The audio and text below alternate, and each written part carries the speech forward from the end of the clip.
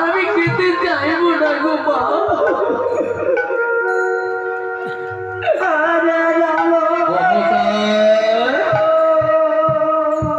মমতা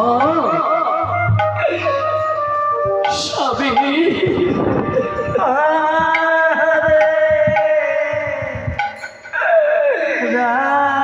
দেখো না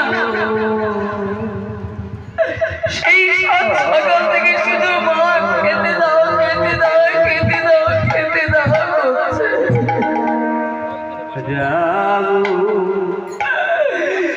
বলে আমি কোথায় থেকে খেতে দেবো তুমি বলো না।